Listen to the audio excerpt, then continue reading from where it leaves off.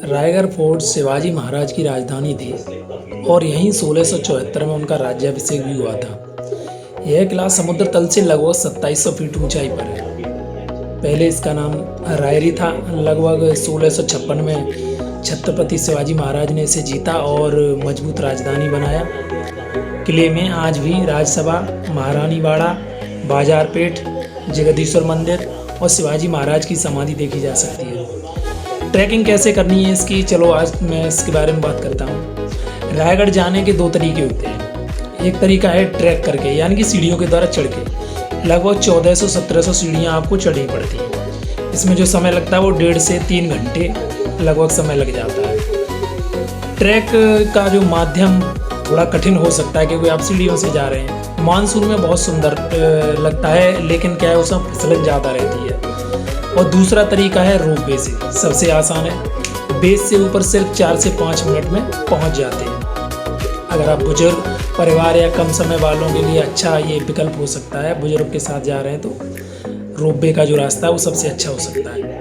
अब बात करते हैं टिकट कितने की है। किले की एंट्री जो टिकट है वो लगभग 25 से 50 रुपये प्रति व्यक्ति हो सकती है। भारतीय नागरिकों के लिए इसमें बदलाव भी हो सकता है। और अगर आप रोपवे टिकट से जा रहे हैं तो आने जाने की 350 से 375 रुपये प्रति व्यक्ति हो सकती है। बच्चों और वरिष्ठ नागरिकों के लिए इसमें किराए में थोड़ी छूट मिल सकती है। इस किले तक कैसे पहुंचना है, अब अगर आप बात करें इस किले तक पहुंचने के लिए तो ट्रेन से जाते हैं अगर आप, तो सबसे नज़दीक स्टेशन मानगांव रेलवे स्टेशन है। इस स्टेशन से टैक्सी या जीप लेकर पाचाड़ गांव पहुंचना पड़ता है, जो किले का बेस पॉइंट है, जहां से आप किले के लिए चढ़ाई करेंगे।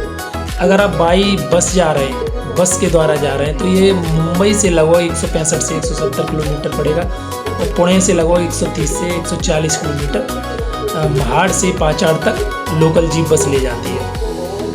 और अगर आप चाहते हैं कि एक दिन में घूम के वापस आ जाऊं, तो आपको सुबह 6 से 7 बजे बेस पहुँचें, फिर रोपवे से ट्रैक करते हुए ऊपर जाएं, जहां आपको देखने को कई चीज़ें मिलेंगी, जैसे महादरवाजा, राजसभा, शिवाजी महाराज की समाधि, जगदीश्वर मंदिर, टकमक टोप, हिरकड़ी, बुरुज, और आप शाम तक वापस आ सकते हैं।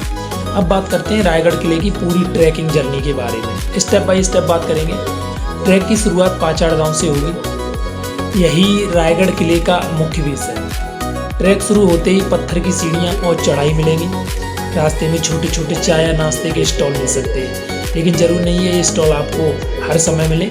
ये जब ज़्यादा भीड़ होती है, सीजन का टाइम होता है, ये स्टॉल आपको तभी मिलेंगे। ऊपर जाते समय सह्याद्री की घाटियाँ और बादलों का शानदार दृश्य आपको देखने को मिलेगा।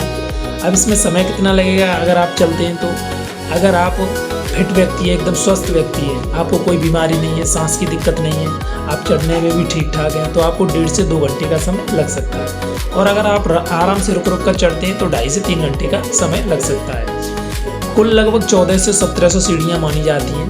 जब आप ऊपर पहुँच जाते हैं तो सबसे पहले आपको महादरवाजा यानी कि मुख्य प्रवेश मिलेगा, जो विशाल दरवाजा है जहाँ से किले का मुख्य प्रवेश होता था। दूसरे नंबर पर आपको मिलती है शिवाजी महाराज की समाधि।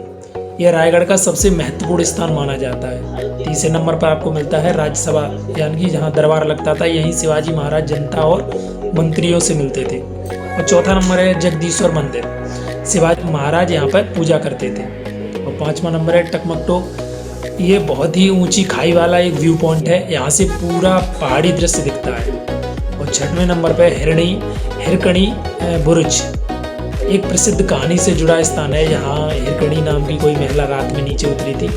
आपको बता दूं ट्रैक का सही टाइम अक्टूबर से फरवरी का महीना होता है, क्योंकि इस महीने में भीड़ भी कम होती है और बारिश का अगर टाइम हो तो दिक्कत होती है। फिसलन का भी कोई झंझट नहीं है, आप आराम से उस पर चढ़ सकते हैं। जो पत्थर होते हैं वो सूखे होते हैं, दिक्कत नहीं होती चढ़ने में। और अगर जब आप जुलाई से सितंबर के महीने में जाते हैं तो ये टाइम मानसून का होता है, जिसमें बारिश होती है, जिससे यहाँ चारों तरफ हरियाली होती है। फोटो और वीडियो बहुत ही अच्छा व्यू मिलेगा। साथ में आपको क्या क्या ले जाना है, आपको थोड़े अच्छे ग्रिप वाले जूते लेके जाने जिनमें ग्रिप हो, क्योंकि फिसलन हो सकती है। 1 से 2 लीटर पानी लेके जाएं, हल्के स्नैक्स लेके जाएं, रेनकोट, क्योंकि वहाँ बारिश होती है, उस टाइम पे बारिश होती रहती है। आपको ये सब सामान अपने साथ ले जाना है और अपनी सावधानी पूरी तरह बरतनी है। आप घूमने जरूर आइए, बहुत ही अच्छा स्थान है।